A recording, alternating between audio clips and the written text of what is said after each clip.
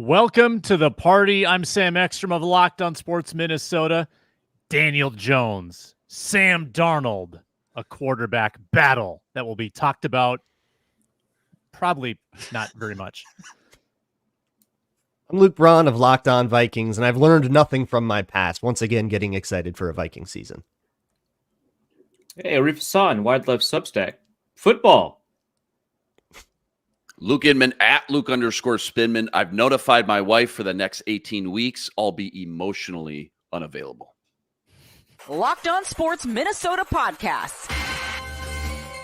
It's endless Minnesota Vikings talk with the diverse voices of your local experts. It's time for the Minnesota Football Party. It's your guys hanging out talking next level Vikings football. So join in with Arif Hassan, Locked on Vikings Luke Braun, Superior Sports Talk's Luke Inman, and Vikings insider Sam Ekstrom, plus the biggest names in Minnesota football for the Minnesota Football Party. And it starts now.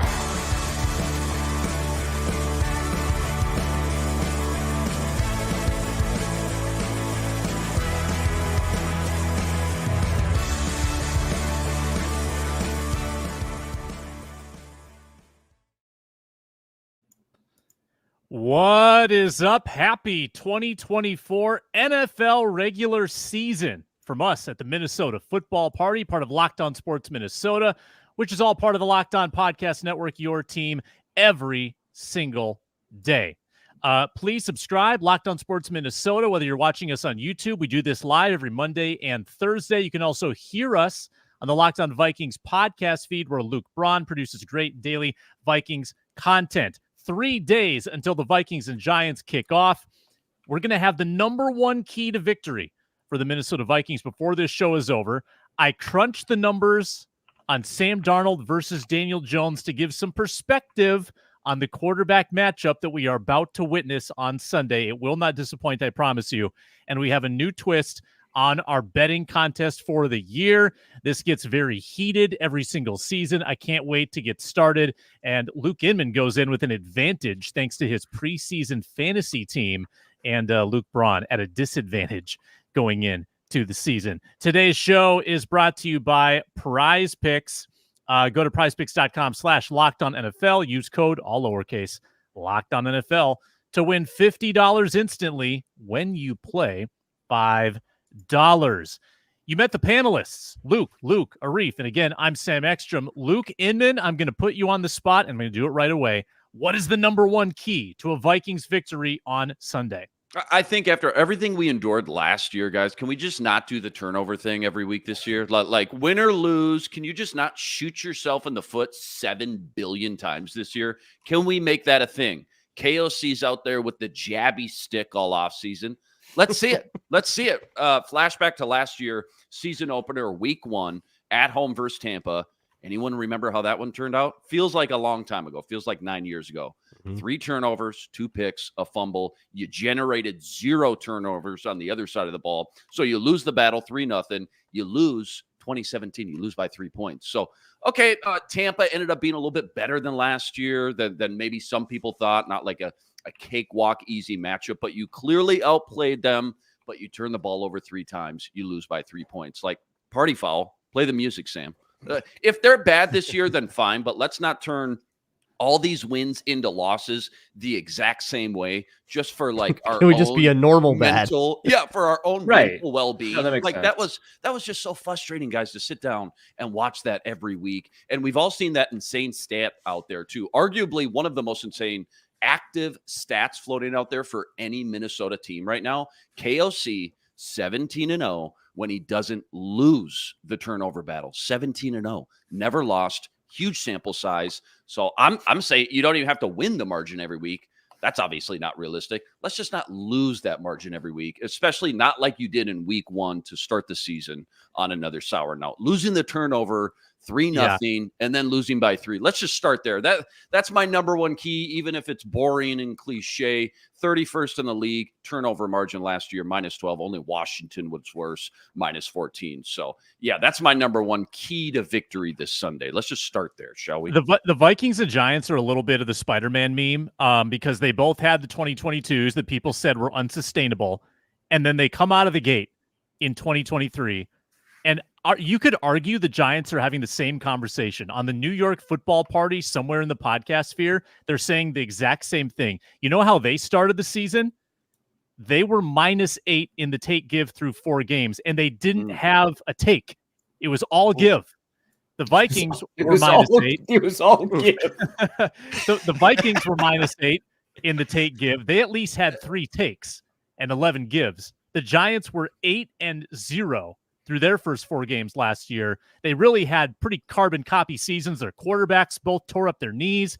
I mean, new rookie head coaches in 2022, both of them. Yeah. There's a lot of similarities, and now they have quarterbacks that each have like kind of one fluky good season on their resumes and really nothing else. Arif Hassan, take it away. I was trying to look up the Sam Darnold turnover numbers because I wanted to be mean, but just because Luke kept going off about it.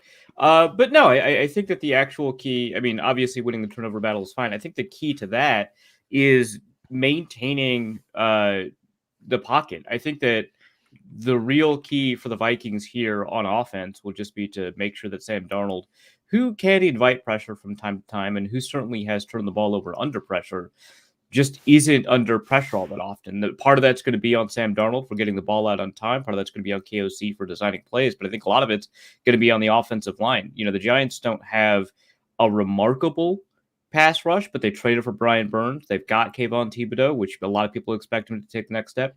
Dexter Lawrence leads all nose tackles and pressures by an insane margin, an unreal margin, an uncountable margin.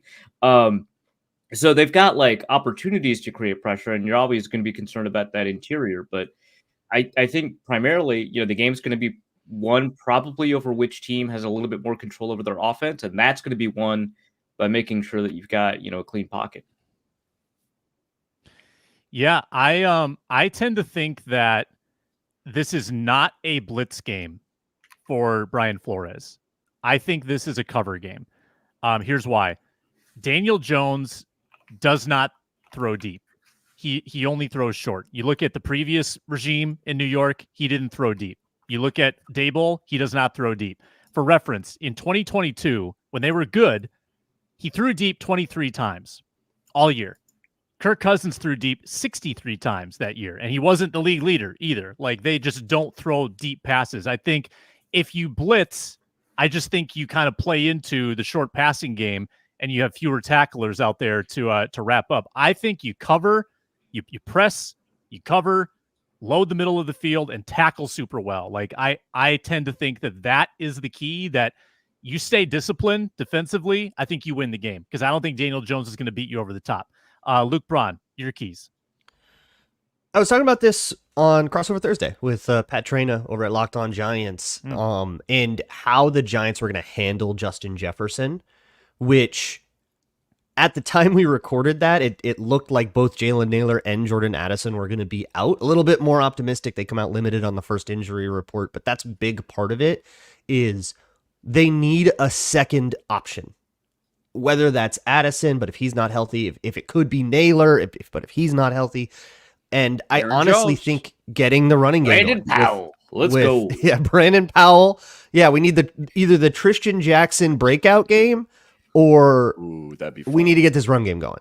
Yeah. And Aaron Jones needs to be the key to that. He is the most material difference from last year to this year. It needs to be that the running backs were the problem, and Aaron Jones needs to not be one. Mm-hmm. It's kind of a key for the season, but it's going to be big in this game, where if there is no viable counterpunch to Justin Jefferson, they can just bracket him all day, and then Sam Darnold's going to feel like he has to play hero ball because there's not going to be those like really easy chunk plays. I will say too the Giants secondary back there, Deonte Banks, okay, first rounder, pretty up and down though since he's came in the league. Drew Phillips at nickel, a rookie from Kentucky, 3rd, 4th round pick, and then Cordell Flott, who honestly I know nothing about. He's bad. Okay, so Adoree Jackson sounds like he's questionable, maybe even doubtful to play. So just not a lot of like big name brand guys back there. You got the former U of M Gopher Newbin back there at safety, but at corner, I don't see a lot of guys on paper that match up at all with JJ one-on-one man-to-man. So that'll be interesting as well too. Pretty optimistic on Addison, though. The way KOC talked yesterday by contrasting Addison with Naylor, sounds like Naylor's a no-go. Sounds like Addison is in. And that injury is now 3 weeks in the rearview mirror. It's reasonable to think that he could be a factor in this game, and that's your second option. Yeah. Beyond that, I'm pretty happy with Tristan Jackson if he's the third wide receiver. Like I'm pretty okay with that if Addison is a go. And in fact, I'm a little happy that Tristan Jackson could be the third wide receiver because I think he made the case that he might be the third best wide receiver, and Jalen Naylor keeps getting hurt. So you got to have this as an option in your back pocket. I love the possibility of a Tristan. You think Tristan will get some more run than Powell? I know Powell's kind of penciled in as I do. I think that there's probably a Powell didn't play in the last game though, and Tristan did. That kind of tells us where the depth chart is. Yeah, maybe, but Powell's also a veteran, right? And Jackson, sometimes that plays a role in that too. True. Just real quick, just kind of stemming off those turnovers, NFL win probability added by luck per NFL data scientist Tom Bliss. The Vikings were 32nd, so dead last in net win probability added by luck, aka opponent drops, the total fumble recovered. Unsustainable Vikings. That's got to even out. Yeah, come on, that's got to even out as well. Literally, as we've been saying for 3 consecutive years, that's got to even out. We're due. There's no way. We're due. They'll only have 4 one-score games this year. Yeah, right. Pretty steep roller coaster. I have crunched the numbers on Sam Darnold and Daniel Jones, and I've got some remarkable takeaways coming up after this on the Minnesota Football Party. We are presented today by PrizePicks. PrizePicks brings us today's show. Struggling with the copy, there it is. America's #1 daily fantasy sports app with over 5 million active members.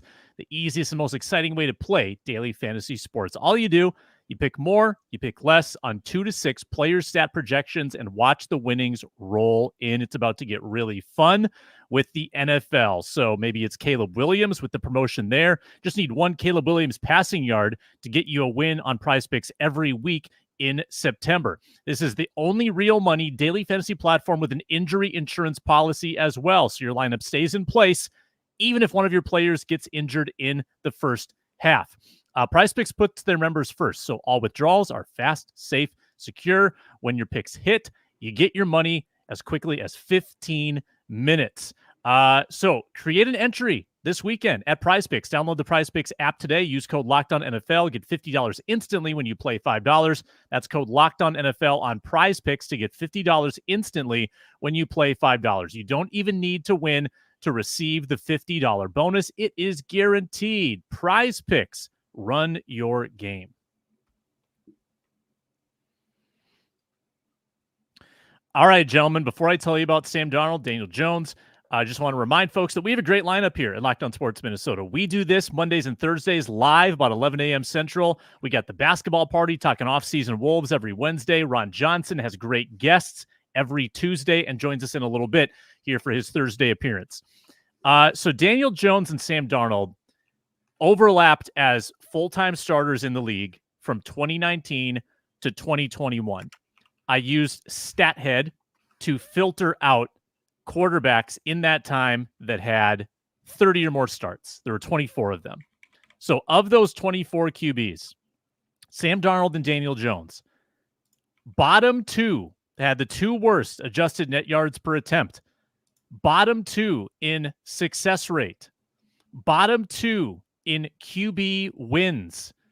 Just because it's funny, Sam Darnold, the worst fantasy quarterback in that span. Daniel Jones, 5th worst.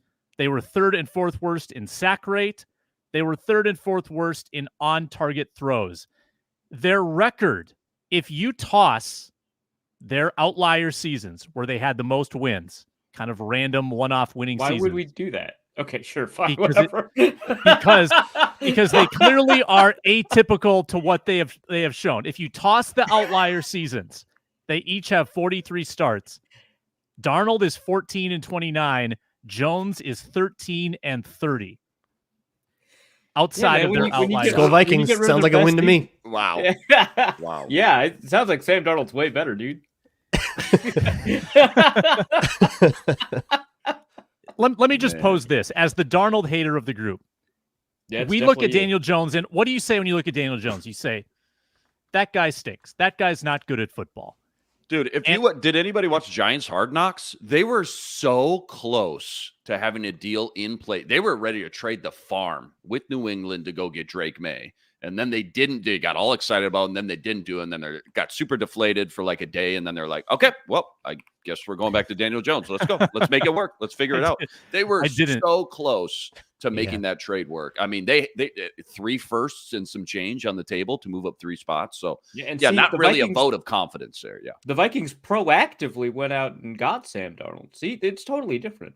Yeah. And totally. You know that affected Sam Darnold too, because a man who grows a beard for the first time in his life, that man's not okay.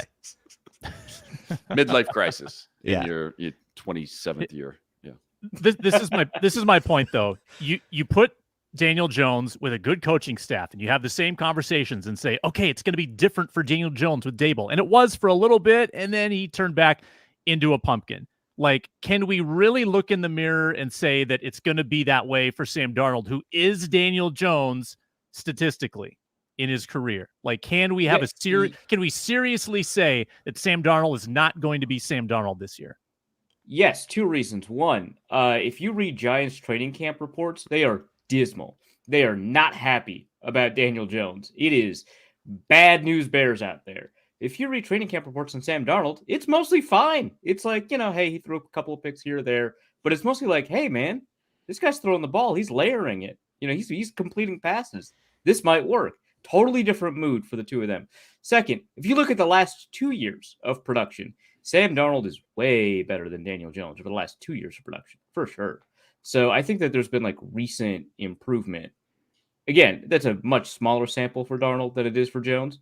Yeah. But I think that there's squinting my eyes at you, trying to. Yeah, if you're listening, not watching YouTube, trying to make. He's giving the stink eye. Yeah, going on. That doesn't affect me. Keep on giving me the stink eye, Sam. Well, it just looks like you need glasses, which may be true as well. Yeah, probably do. Just to your point here, Arif, even smaller sample size. I think they both played 1 preseason game. Daniel Jones was atrocious, 2 interceptions versus the Texans. Sam Darnold, like you said, layered a couple nice passes in there. Okay, only 1 or 2 drives, but like made some huge 3rd down key conversions there as well. Made some big plays. So I'm with you. Like, yeah, neither of them are like all pros or future Hall of Famers, but one looks competent and can run his offense. Daniel Jones feels like a total just grab bag of like, who knows what we're going to get this week. The money he's making is asinine. Well, that's the thing too. It's just funny because it's funny. The Giants' revenge game. Yeah. It's funny thinking that these were the 2 guys that were supposed to save New York's football teams not that long ago. And Jones, at least he's got 1 good year on his resume. He got paid. Darnold, we haven't seen that kind of year yet. So, yeah, it is just funny looking back and obviously 3rd overall pick, 5th overall pick, not that long ago, and just see their character arcs, if you will, and how we got here today at this point. Sam, has Darnold played in MetLife since his Jets time?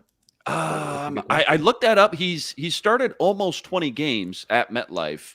Has he started since though? Did he play? Because he wouldn't have started as a 49er. I think he only played the one. Did the Panthers play in MetLife that year with Wilkes? And could have been Giants or Jets. That's a good point. That was what, 2022? 22 or 21 with Carolina. Either of those seasons. So he played at Houston, at Dallas, at New York with Carolina, and he lost 25-3. Well, not bad. All right, so the demon's out. Cool. Out of his system. Sam, do you want to know the EPA per play for both Darnold and Jones over the last 2 years? Okay, well, that's 6 games versus 25. Like, what are we doing? With that? Well, you were squinting about me saying that he's shown improvement over the last 2 years. this is the evidence that we have. I mean, is that not important to you to have evidence? Sure. way, I mean, just 11th to major 30th, major asterisk, but okay. Yep. Yeah, sure. Asterisk, but I feel like it also accords with the other evidence we have that people like Darnold and people do not like Jones. I think that there's a lot of evidence on that front that the people who work in football are a little bit more optimistic about Darnold than they are about Jones. But yeah, Darnold ranks in EPA plus CPOA composite, ranks 9th. Daniel Jones ranks 23rd. I feel like that is pretty meaningful. EPA per play, it's I think 11th to 30th. It's a pretty big difference, and I feel like if we're making the argument that Sam Darnold has shown improvement because he has left the toxic atmospheres of the New York Jets and or Matt Rule, which I think is fair, because you look at everybody who's played for Matt Rule and they have done better elsewhere. You take a look at anybody who's escaped the New York Jets and they've done better elsewhere. I feel like it's reasonable. I feel like it's reasonable to say that KOC and Justin Jefferson are better than Adam Gase and Elijah Moore. Dude, I'm so with you, man. I'm so with you. Like, never had a chance in New York, but like we say that and then we just kind of gloss over it. Terrible coach, 32nd ranked O-line, 31st, this is according to PFF, 31st ranked passing weapons, 25th ranked running game. Like, okay, one way or another, we're going to be able to put this conversation to bed because it's his 4th stop in 7 years. If he can't make it work here, this probably is never. He ain't getting another starting gig anywhere. But if he can just show signs that he can run an NFL offense, win some games here, then I think the conversation starts to shift more towards how important coaching is when trying to develop a quarterback, how important the surrounding cast is, how important this quarterback coach relationship is in the NFL right now, because I'm with you, Arif. Like, if there's anyone that can maybe revive this career just a little bit anyways, it feels like it's going to be KOC. He's going to make things as quarterback friendly as possible. He's played it before. He's lived it before. He knows what works, what doesn't work. And that's just something he's never had in his career up to this point, except in San Francisco when he was backing up Brock Purdy. So, yeah, huge game for both these teams. Have you guys looked at the schedule for the Giants as well? We know it gets brutal for the Vikes after this, but whoever loses this game, I was just tithinking about this, could be in the running. Not going to win for the next 3 weeks. Well, it could be in the running. Could be in the running for a team that goes longest without a win. Would it be the 4th of the last 5 years the Vikings started 1-5? Yeah, I can just I can just dust off my old. Hey, don't worry about a team that starts off 1-5. They could still make the playoffs. Yeah, they're fine. Same article. I've been doing that for like 3 years. yeah. Well, New York. Okay, they got week 2 at Washington. Which you're pandering. Okay. I love it. Right. I'm going to leave that on the screen boy. the whole show. Sam, let me ask you this. So, via the statistical comparisons that you've done, you would argue that like end of rookie contract Sam Darnold and what we're looking at now, end of rookie contract Daniel Jones, are about the same, or Jones maybe a little better. So, if we wanted to investigate whether or not this 2-year sabbatical from starting quarterback Sam Darnold, this like rest and recuperation, journey, this drying out in the Arizona desert, that he did in San Francisco specifically. Like, if we wanted to investigate if that has created a better quarterback, how would you go about doing that? If not the reports that we have out of training camp, the most recent information, or the few starts that he's gotten kind of sprinkled throughout? No, I mean, I've always confessed that if this is a good Sam Darnold season, it's because he did have some different coaching and some different weapons. I'm skeptical about that. No, it's that he got better. So it's not about the context. It's that over the last 2 years, he personally has improved. Right. So that's the argument here. What evidence would you need to be convinced that it is plausible that he got better? If I see statistics that have historically been bottom 5 in the league, suddenly league average, that would show improvement to me. And if I see it over a sample size of 4 or more games, that could lead me to believe that there's been a change in him. I think that's possible, but so there's no available evidence that what about 6 games? No. I mean, I'll be honest with you, Braun. I think that football is such a small sample size league that I think he could do it for a full season. And I think there'd still be a chance he could turn back into Sam Darnold. But I think that... Yeah, that won't be our problem, though. Yeah. Yeah, right. I mean, all you need is who cares? Yeah, he just All needs you enough need money is to get a one. contract. That's where he's at right now. Like for him, everybody in that building, including him, knows that he's not the future of the Vikings, and he's good with that. He has taken this as sort of a prove it year. So there's money on the line for him. Like But- every game is his like Super Bowl. I like that like a whole team has come together and has been like, all right, our game plan is for you to get the bag somewhere else. Yep, Let's let's go. get Sam Darnold paid, baby. Let's do this together. 5-12, but Darnold got the bag. We're calling it a win. That's so funny, man. Yeah, I love that for him. And I will always be in the camp that says, let him get the bag somewhere else. Don't get suckered into the Geno Smith situation where. Oh, that's not you- happening. You don't got to worry about that. Yeah, no, where don't. they already don't, got like- because the Seahawks don't have to draft a guy now. That's part of the temptation. Vikings Right, yeah, have their guy, and they Vikings already love done it. They Yeah. locked in. Yeah. Right. and they love McCarthy. We can't forget if Darnold has a couple good games, we cannot forget they love McCarthy. Yeah. What's he got to do? Win the Super Bowl? Even then? Okay, Even- you win the I Super think Bowl, even you're coming. then, You're coming back. I mean, You're coming back. Even then, people are writing articles about the first Super Bowl champion QB that hits free agency. Wow. Didn't Doug Williams do that? Dude. Really? Well, I mean, So- to your there was something weird about the Doug Williams to your situation point, after you he win won the Super Bowl. He was like a You're like backup. race- Yeah, you're going into a Yeah, contract yeah, year. yeah. He's going from 10 million a year to 33, 28, somewhere in that range. Get him the bag. Let's go. Yeah. Yeah. Get Sam paid. That makes sense. What did too. Geno get? What was Geno's 3-year Dude, they deal? all get like 25 40 to 30. plus? Yeah, 25 40? or 30. Not range. Gino. Oh my Check on God. Geno. Yeah. Everybody, please check on Gino. Please Race. check on Gino. 3 I'll- years, 75, 25, right? Yeah, 375. So 325. that's a very moderate. While we're waiting that's for not Ron bad. Johnson, let's talk matchups. What's a juicy matchup on Sunday? I'll start. Give you a second to think.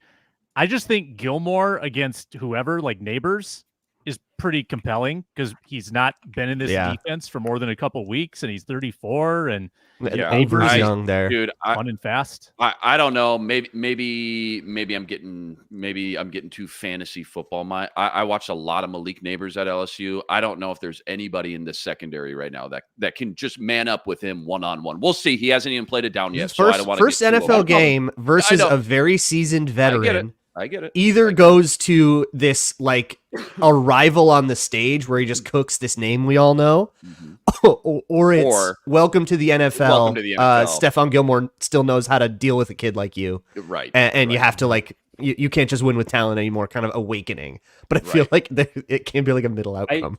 Go practice your so technique at practice. I next week. I think it is Brian Flores' mission to demonstrate that you don't need to cover in order to win in the passing game. I think that's like an important Yeah. element of the way that he views football. So it might like Malik Neighbors could be cooking Stephon Gilmore all game, and it could just not matter. right. That's the No, other you're right. element. You're right. Yeah. And they Look, have send nobody 6. outside of Neighbors either. I mean, Darius Send Slayton 6. does nothing. Yeah, send 6. Zone off with 5 behind it, 2 deep, 3 under, and then force Daniel Jones to throw a corner route under pressure. He won't do it. He'll refuse.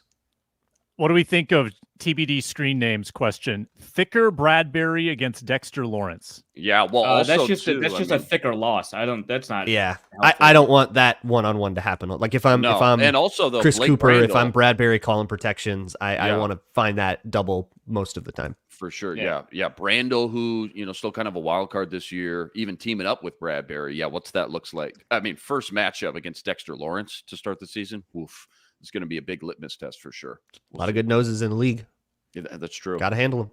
Yeah, from Would've been a nice to pass draft rush Jordan Davis standpoint, when we that could've. one's the That'd been best fun. one. Yeah, Like pass rushing, that one's just the best one. But yeah, the Vikings have like 2 good nose tackles that got to play in the division too. This sucks, man. how about Kayvon Thibodeau looking for revenge on Christian Darrisaw after Darrisaw put him in the ground like 6 Ooh. times in the playoff game? That's fun. I like that. Yeah, I was thinking like Kayvon looking for revenge on not doing well. Period. But yeah, that's fair. Yeah, that Yeah. makes sense. The individual matchup. Burns debut. Burns probably matched up there a couple times. That one's a Yeah. little bit more concerning. Yeah, I feel like they'll put Burns over O'Neal and Thibodeau over Darrisaw, Hmm. but I don't know. Maybe You they'll got move 2 stuff around. former Golden Gopher, John Michael Schmidt starting at center. Doesn't look like Yeah. Newman, at least on this ESPN depth chart, because I can't I think Our Newbin's lads, starting. because It would shock me if they started Jason Pinnock, who I actually like. would start me. It would shock me if it they would started shock Jason me as well. Pinnock over Newbin. Yeah. Yeah. But yeah, so I think it'll be Newbin. I think obviously it'll be John Michael Schmitz. Plagued with injury, has not been wonderful when he's been healthy, but whatever. I mean, as far as just who's he's the a gopher. He's healthier gonna be good. team, it sounds like Addison, to your point, Sam, is going to play. Maybe no Naylor, but for the Giants, probably no Adoree Jackson and Micah McFadden, their starting linebacker, Oh, that's a got problem. hurt his hip in the preseason game. He hasn't been back yet either. So maybe two big losses for them, at least on defense, anyways. And no Gunnar Olszewski, potentially. Whoa. Rip. Loss. Wait, that's not a hockey player? You'd think, right? Be. Looks like one too. I definitely thought. Yeah. Every time I saw that name, I'm like, that sounds like a forward. Timeline are we in? Yeah. I mean, he was an undrafted free agent for the Patriots, right? It feels like that. I mean, if that isn't actually true, it's spiritually true. Whoa, wait a minute. Do you guys know what college he went to? Rutgers? Bemidji State. Oh. Hey! So he is a hockey guy. So Yeah, he he's is a definitely hockey guy. The Beaver. That guy definitely tried walking onto the hockey team. They're like, nah, man, we got 20 scholarships. It's like Happy Gilmore, man. He keeps trying to try out for the hockey team. Gilmore, I called your name, didn't I? Well, better luck next year. Ron Johnson's joining momentarily. First, a quick word. We'll get into Ron's thoughts on the game plus week 1 wagers next on the Minnesota Football Party. Brought to you today by LinkedIn Jobs. They've got the tools to help you find the right professionals for your small business faster and for free. This is why LinkedIn is great, because if you're on LinkedIn, if you have an account with LinkedIn, you might get emailed, you might see postings on the website. You're not actively searching for a job, but something might pique your interest. Over 70% of LinkedIn users don't visit other leading job sites because LinkedIn just provides all the leads they need. So if you're not looking on LinkedIn, you're looking in the wrong place. On LinkedIn, 86% of small businesses get a qualified candidate within 24 hours. Hire professionals like a professional on LinkedIn. Small businesses wear a lot of hats, might not have the time or resources for an extensive job hunt. LinkedIn makes it easy with lots of great features, using AI to help write job descriptions, making the process even easier and quicker. 2.5 million small businesses use LinkedIn for hiring. Post your job for free at linkedin.com/lockedonnfl. That's linkedin.com/lockedonnfl to post your job for free. Terms and conditions apply. Thanks to the everydayers who tune in all week long at Locked On Sports Minnesota. They know Ron Johnson. He's at 3Ron Johnson on Twitter/X, and he joins us now. He's the host of the Ron Johnson Show, does work for the Vikings. He's on TV, he's on the radio. He's on with us everywhere. Ron Johnson, welcome in. Vikings Giants in 3 days. We'll have you on the postcast after the game. This is where I want to start with you, Ron. Offensive line. Did the Vikings do enough, or do you have faith that they can protect Sam Darnold enough for him to be successful this year? I think so. I mean, we look at offensive tackles. You look at the center. Blake Brando, I think, is good. I think with Ed Ingram, they've kind of figured out what he can and can't do. I will say Sam Darnold seems to be a little bit more mobile than Kirk Cousins. Not much, but a little bit more mobile, a little bit more athletic than Kirk Cousins. More willing probably to run than Kirk Cousins. So I think some of that is going to work itself out. Like he'll be able to correct some of the things Kirk was like sat in the pocket maybe too long or whatever. But yeah, I think they did enough. I think, and honestly, Dalton Reisner was probably supposed to play, but his injury also screwed that up. So him being out for 4 weeks, we'll see in 4 weeks when he comes back. But I mean, they did have a plan. It just didn't work out because of injury. Hey, Ron, you've had a full week to chew on that Gophers loss to North Carolina now. What's the biggest thing that's got to change or improve to make this a successful season, just after what you saw in week 1? Week 1 is done. As PJ would flex say, Ted Lasso would say, you got to be a goldfish. So I think that's what we're planning on. We're heading to the Rhode Island game. The goal is to be 1-0 against Rhode Island. I think with Max Brosmer, the fourth quarter showed a lot of what he can do. That 2-minute offense, that hurry-up offense, his ability to get the ball out of his hands quick game, 3-step drop stuff, 1-step drop stuff in the shotgun. I think Greg Harbaugh saw a little bit of that. And I hope, again, you have to learn from your mistakes. The first quarter of Max Brosmer was not great. The game was moving way too fast, not too fast, but faster than what he was used to coming from the FCS. That was a very veteran defense. When you think about North Carolina, they only had one sophomore in the starting 11. The rest were grad transfers and redshirt seniors, and they had a couple redshirt juniors.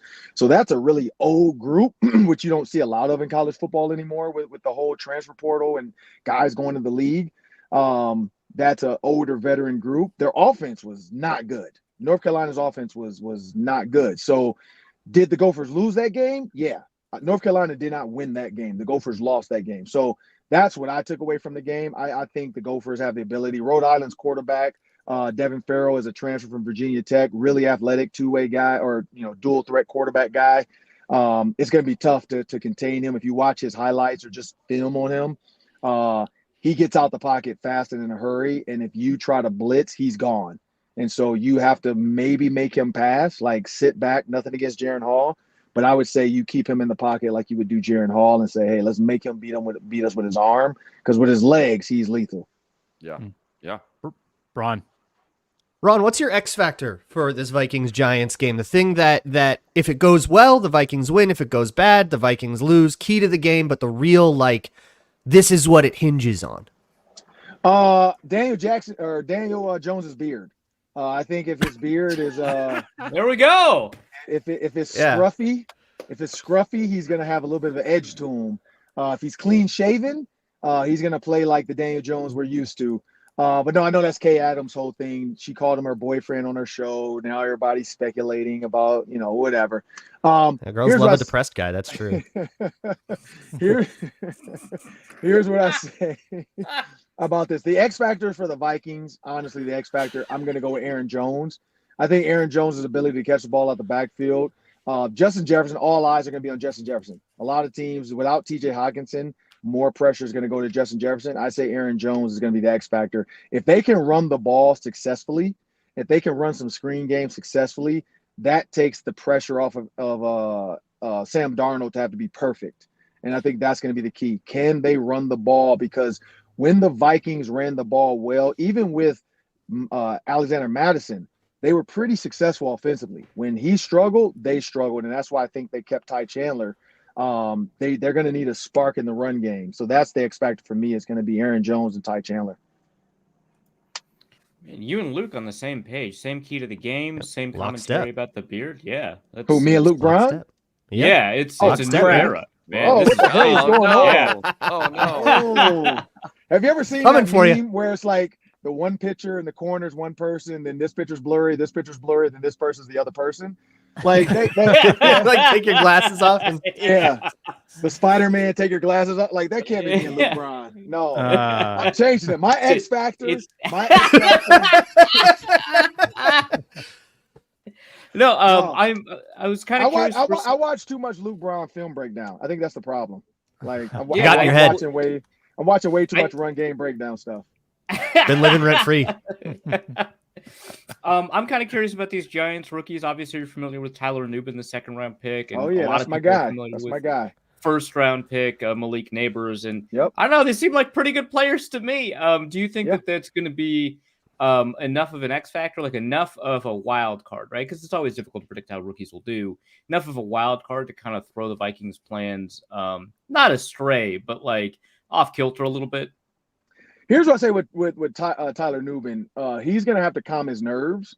I think me and Luke, you were on the postcast with Northwestern game last year with the absolute meltdown, and Heather Fleck jumped on the show randomly because Luke tweeted out the wrong link. She was in the green room. All right. Whoa. Yo. We don't know that's legally how that panned out. We don't amazing know work. So were a lot of people jumping in the room, or was it just Heather Fleck? Yeah. No, like 8. Okay. There was a couple people in the green room. With so I had their to videos off. Yeah. I had to. It was a Northwestern meltdown. Okay, we were in shambles. I had to send a message in the group like, "Hey, by the way, it's preseason for everybody. Heather Fleck is in the green room, so do not type anything in here. Like, you know, Right, so, but no, Yep. so that game specifically, Tyler Nubin, if you remember, Tyler Nubin made 3 ridiculous plays that if he just sits back and plays coverage, Mhm. they win that game. So Mhm. Tyler Nubin can't go into that game thinking I need to be the hero because I grew up the last 3 or 4 years in college watching the Vikings. I want to make a big play on Justin Jefferson. The Vikings can literally play that game where they send a guy across and then the guy behind him. If he jumps for one, you got the home run ball and cover 4. And so I'd say, yes, Tyler Nubin can be an X factor because he does roam the field well. He can catch the ball. I don't know how much he's going to be out there in certain situations. But as far as offensively, Malik Neighbors can definitely handle a game. Like he can come in like on the Jamar Chase chain where all of a sudden he's going off. But for him, can Daniel Jones get him the ball? Like we've all seen the joking tweets about Daniel Jones is on fire today. He's in midseason form and he throws the ball 5 yards out of bounds. We saw the whole training camp stuff. Malik Neighbors, the only person they can guard Malik Neighbors is Daniel Jones because he's underthrowing him. So I think that's going to be the key. Like, can the Vikings keep him in front of him? And can Daniel Jones actually get him the ball? So and that's why, one of my players to the game for my pregame show, just to kind of bury the lead, I'm picking Cam Bynum because I feel like some of these underthrown balls can be Cam Bynum's day. Like Harrison Smith, we know he's going to take chances and blitz Daniel Jones. We know Daniel Jones can run, so he's going to want to have Josh Metellus in the box more. Cam Bynum can make Malik Neighbors' life a living heck if it's underthrown, and he can pick some balls off. So I think the rookies can affect the game, but I also think the Vikings can take advantage of rookies in their first game. Because, again, if this was midseason, I'd say these rookies are – that first game, there's a lot of nerves. This is the 100th season for the Giants, so New York is going to be absolutely on fire that whole week. Or this whole week, like they've already been talking about the jerseys and the uniforms and the patches and the T-shirts and the former players. And, Strahan's been talking about it on his show. So they're going to be amped up. Tiki Barber's already hating like the season's been going already. So, everybody's ready to go. I think the rookies can affect the game, but can their nerves not get the best of them? Not a lot of people coming to the NFL the way Justin Jefferson did or Jamar Chase. It takes a special kid or, even what's his name? Odell Beckham didn't have a great, first couple games. 4 or 5 weeks, he did nothing. Yeah. It took him like that. Wasn't he The hurt? Cowboys game? Yeah, he was hurt. He was a little hurt, yeah. But the Cowboys game was kind of his coming out party. So his first real action out there, he got a chance to sit and watch. That's why I go with that. I think they're good enough. Yes. Will they do it? I hope not. In closing, Ron, I want to hear this from you. What don't you want to see from Sam Darnold? Like, if you saw it, you would say, "Oh man, it's the same Sam Darnold. What's going on?" Like, what would bug you if you saw it from him? We talked him out of every point he had, so he's looking for new ones. Yeah. He can't call a hot dog a sandwich. Like, I'm very opposed to that. It's not a sandwich. So no. So I don't want to get into politics on this show. So here's the thing about Sam Darnold that we can't see from him: slow progression reads. When you think about him with the Jets, and again, I don't know if it's Adam Gase and that offensive staff. They weren't great. We know that. But he had the tendency to throw the ball late. He had the tendency to miss open guys within the progression. So let's say, for instance, he has a post, an over, and a shallow. Coverage will dictate right away that you don't have the post. A linebacker is going to dictate that you don't have the over. So just take if you have Brandon Powell screaming on a man shallow, you take the shallow. And so what you would see from Sam Darnold sometimes, or vice versa, if you have, quarters, your dig eats up that front side guy, that backside post has to go all the way across because that front side corner is down with whatever you have, which could be a comeback. So it could be comeback, post, dig in a 3-receiver set. The comeback's going to eat up that corner. The dig's going to eat up that safety. This post is technically that first corner is going to pass them off to that safety. That safety now doesn't have leverage. You take that, especially if it's Justin Jefferson, you take that throw on that nod. When Justin Jefferson nods, you take it. That's the thing Sam Darnold didn't do with the Jets. Now, again, he didn't have a Justin Jefferson. He didn't have a Kevin O'Connell, but he cannot be late with his reads. That's where it's going to be frustrating, where you're going to see Luke Braun running back film on Tuesday. Like, here's 7 reads that Sam Darnold could have hit if he threw the ball on time. Because we all saw the Josh Dobbs videos. We saw the what's his name, Nick Mullins videos. That's what we can't have. If he's listening to Kevin O'Connell and trusting what Kevin O'Connell is telling him to do, I think he'll be fine because he has the arm talent, he has the mind, but can it actually go to the field? And that's why Tom Brady, Drew Brees, Peyton Manning are who they are, and that's why I'm not going to say names are who they are. Some guys just don't have the mental ability, and they have the mental ability, but can they do it in the game? You know, we might look up mental speed, yeah. Right, we might look up 10 years from now, and Sam Darnold is one of the best head coaches in the NFL. But people are always going to say, like, oh, he couldn't get it done on the field, though. Like, maybe he has the mind to teach it, but he doesn't have the, and like Luke said, the speed. Like, it's faster. My rookie year, I ran so many bad routes based off coverage. Like, it was man, and I remember running specifically these games. Tennessee Titans, if I just run a nod and keep going on the shallow, it's a touchdown. I freaked out and thought it was zone, so I stopped. The quarterback knew I was the read. He threw it to me anyway, and I had a linebacker on the top of my back because he was chasing with me. But if I just keep running, I walk into the end zone. There was a curl route. I should have ran it at 12 yards. I rushed it and ran it at 10. I did make the catch, but I didn't get the first down. So there's a lot of things like that guys don't like. Coaches are going to be pissed off when they watch film. Like, that's the little things in the game you have to do. And so, you know, by my third year, I was getting it, but I was hurt. And so it just was too little too late. I think that's the difference in like making in this league. Like Tyrod Taylor, somehow, some way, it's year 14 for him. He does enough as a backup to last in this league. Like, coaches have seen enough from him. They want to bring him in. Is Sam Darnold a future backup? Maybe. But this is his chance to show he deserves to stay in this league. We will talk extensively about this game tomorrow on the roundtable with Reggie Wilson, Julia Daniels, Ron Johnson hosting, and then here, Ron, on the postcast after Sunday's game at about 3 o'clock with Luke Inman, Luke Braun, and myself. Ron, thanks so much. At 3Ron Johnson on Twitter/X. We appreciate it. Appreciate it. Good stuff, as always, from Ron Johnson. As we move toward the latter stages of the show, we do need to get our wagers in for week 1. And these are the ground rules agreed upon via email. We will be making 2 bets each, not a parlay, 2 individual bets each. One of them has to be a traditional over-under or spread on one of the games in the coming week. The other has to be a prop from the Vikings game. Doesn't have to be a Viking, but from the Vikings game, so we keep it on the game that everybody's watching, everybody's talking about, and we can blow up the group text about that more easily. You start with 1,000 mythical dollars in bankroll. The minimums and maximums progressively will increase. The minimum in week 1 is 10. The max is 100. That will increase by 100 each week. Luke Inman, you won the preseason fantasy league, so you get the choice. Do you want the first pick or do you want the snake? Give me the snake. Give me the snake. All right, so then we'll go in reverse. That means Luke Braun gets the first pick of the draft in week 1 wagers. We haven't decided the punishment yet. That'll happen soon. Luke Braun, go ahead. Oh, here we go again. The deepest sigh you'll hear all season, and that says a lot. Luke Braun, loser last year, ate hot wings as a punishment. Yep. And it was bad. It was bad last year. Yep. I have to just take a Justin Jefferson over 83.5 minus 114. 83.5 feels kind of low. Yeah, it feels kind of low for Justin Jefferson. I feel like you're not going to get that kind of discount again this year. Well, who knows?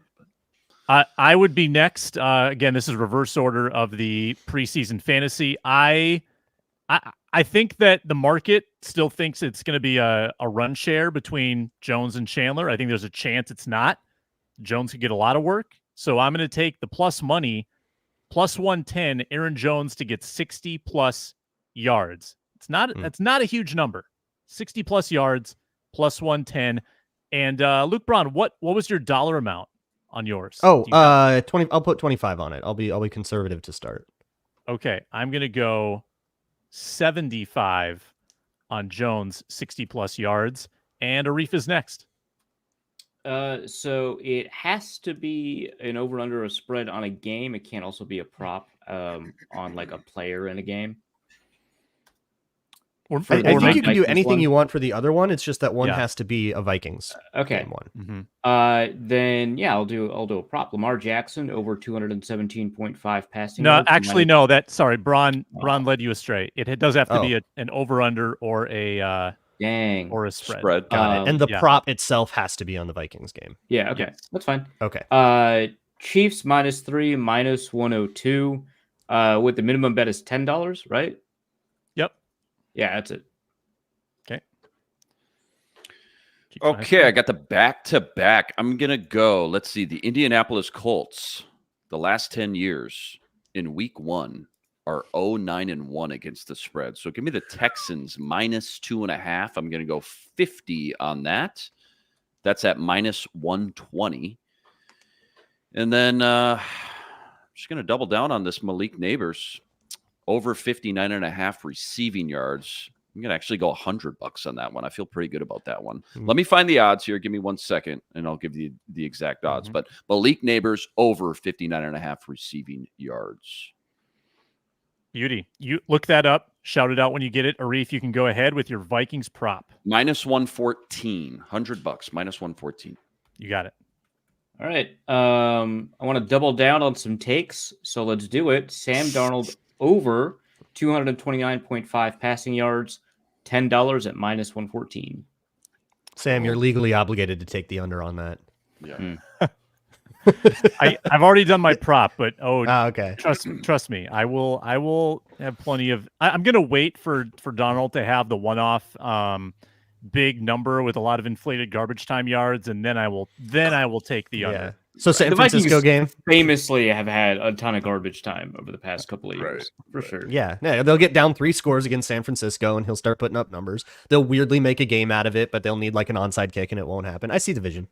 that was weirdly accurate. Oh, that hit too close to home. Okay. Doesn't it just sound about right? They'll be down like 27-10. Nope. And then lose 27, like 21. It's like the reverse Saints game with Dobbs. It's like, okay, Yeah. we're crushing them first half, and then all of a sudden, why is this a game? I walked away for 15 minutes. And Yeah. Like they're down cosmic 1 Kevin score. O'Connell Viking theory is this game must be 1 score. has to If it's be a 3-score close. game at some point, comebacks happen. Yeah, it must Has to be necessarily, yeah.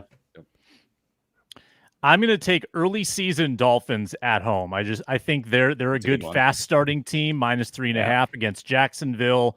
-102. So it's about a pick 'em. $30 on Miami. Ron, close it out. I think I'm going to have to go against Arif here. The Ravens have historically been a really good team against the spread. +3, -120. Market's killing it. Market's really hammering it. So I'll put 25 on the Ravens +3. All right. Locked in. I'll send them out. Those Love are a the good pick. head-to-head with our Got to pick 'em. start Yeah, head to Love head. a good head-to-head. It doesn't happen a ton in these, honestly. Love No. a good head-to-head. Okay. And the Vikings props are, again, Darnold over yards, Jones 60+, Jefferson over yards, and Neighbors over on yards. We like the overs. Surprised nobody took Aaron Jones over 12.5 receiving. That feels, That feels like a gimme, right? yeah, one check down that goes in a 2-minute drill. You're like, Right. That feels like a hitting that Chandler on- role. That's my only concern is that Chandler could be the 2-minute guy. Maybe I'm wrong. I could be wrong. No, Jones will catch that exact pass you're talking about, the dump off, right, underneath coverage, but it'll go for 11 yards. yeah, that's what That's just like that's what would Vegas. happen if I had bet it. That's just Yeah, like that's- Vegas. Right. Okay. Yeah. Minnesota Football Party live Mondays and Thursdays. We'll be reacting to this game on Monday. Again, don't forget the postcast after Sunday's game. Luke Inman, the postcaster general, hosting for Gophers, for Twins, for Vikings, and Timberwolves coming up in like 6 weeks. Thanks a lot for watching, listening, commenting. We appreciate it. Talk to you soon. Welcome to the season.